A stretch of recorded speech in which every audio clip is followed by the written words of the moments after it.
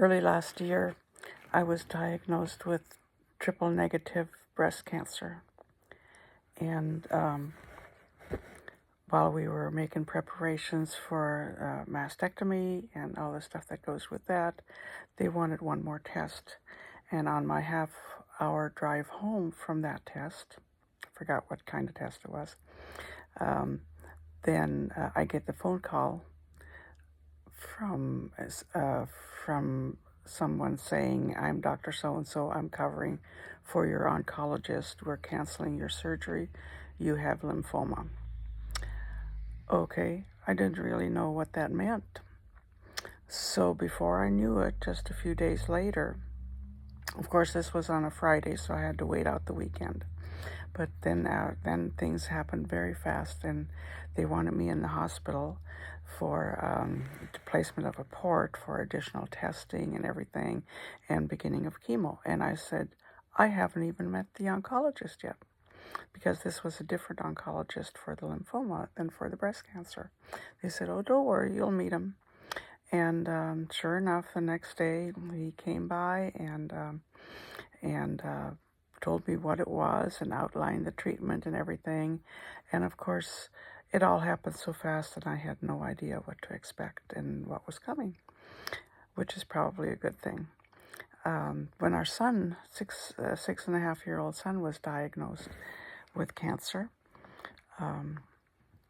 it all happened so fast too, and we were just absolutely shocked and devastated, and seeing him in pain and needing surgery. And I remember talking to the surgeon just before they took him in, and saying, oh, please do everything. And the surgeon put his arm around me and said, I have children too. And that meant so much at that time. So why am I telling you this? Just the expectation of going through things, of what's to come. And gratitude is what I want to touch on today. So how do I tie this together? As I've told you before, I go through my little notebook. And so today, a word I'll tell you in a second. But our son Todd, when he went through the chemo, he had to swallow these terrible big horse pills, and before he went off to school, and he wanted to go to school to be with his friends. But first he had to swallow these terrible horse pills, and that make him throw up. And then I wondered, okay, do I give him additional ones, because the ones that he took couldn't do any good because they came right back up again. So we went through all of that before he went to school. So how do you turn the focus of a little kid away from the trials, and away from all the trouble, and away from not being able to breathe because it went to his lungs, and just away from everything? So I had him focus on gratitude. And so I had him sit down. This is a little, by this time, 7.5-year-old. And I had him sit down every day and tell me 10 things that he was thankful for. And he could draw me a picture, or he could write it out in words, and it didn't have to be anything substantial, just something, just to turn your head around, and to turn your focus around from what is truly hard to even small things to be thankful for. I'm sitting here today just full of gratitude for rain. Now, my sister lives in Seattle, and she keeps wanting me to take the rain away from her. She keeps wanting to send it south. Well, sis, the rain is here, and I'm so thankful for it.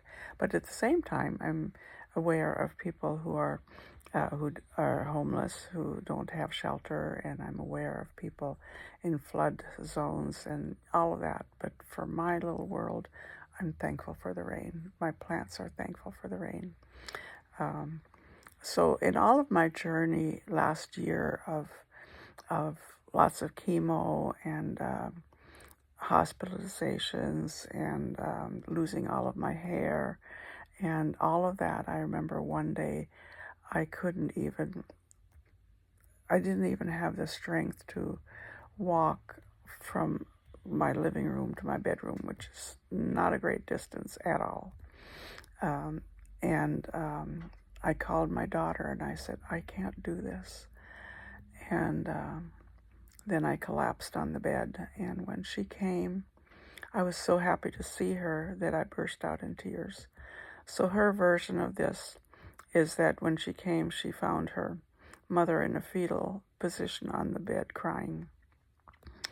And that's what it looked like to her. So it was not a good day, but it turned good because my daughter was here with me and she hauled me to the hospital where I got the help that I needed.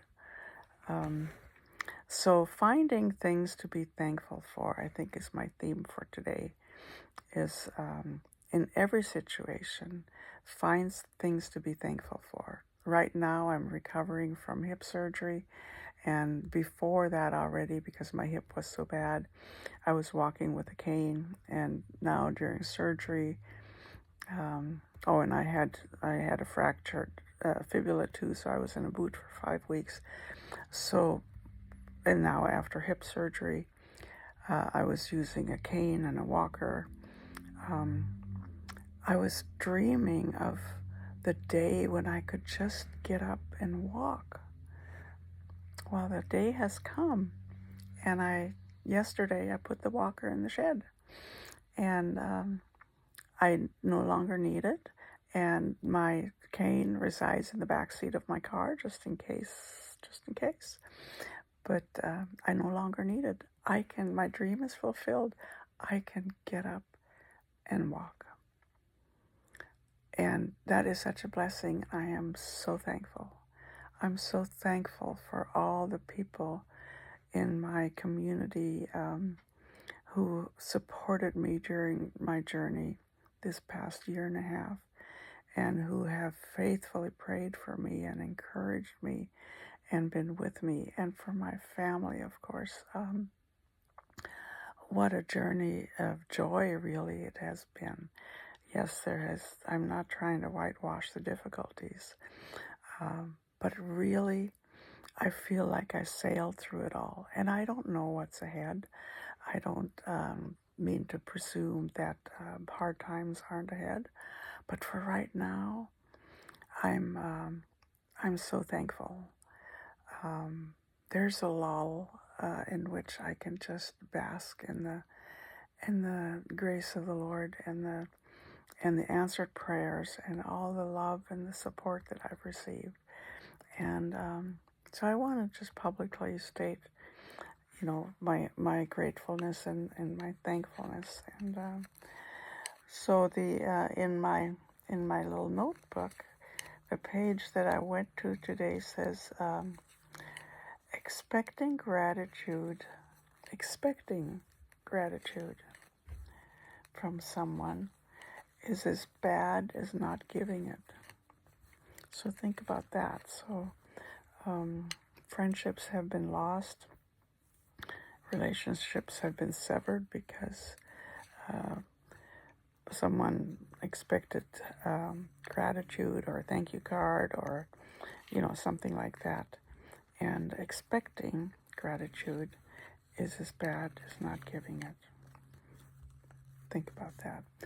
So, as you can see, I'm still knitting little chemo caps. And I don't know, these are really, I'm going to be putting them on eBay under Funky Chemo Caps. But you need to see it. I'm just so thankful that I have the ability to knit. And here, let me show you. Oh, I can't this way. Okay, so let me show you the hat. One of the hats that I finished. You have to be a little bit crazy to wear something like that. But sometimes when we're bald, during chemo, we need to do something a little bit crazy to lift our spirits. I have a good friend who dyes her hair purple. And so I figure if people can dye their hair purple, they can wear funky hats. So I'm having more fun making these, and soon they'll be on eBay. So what are the 10 things that you can be thankful for today? Yeah, I can't begin to count all of my blessings. And I hope that this day will be a good one for you. And as we're coming up to Thanksgiving, let's make a list of things that we can be thankful for, even in the midst of severe trial. God bless you all.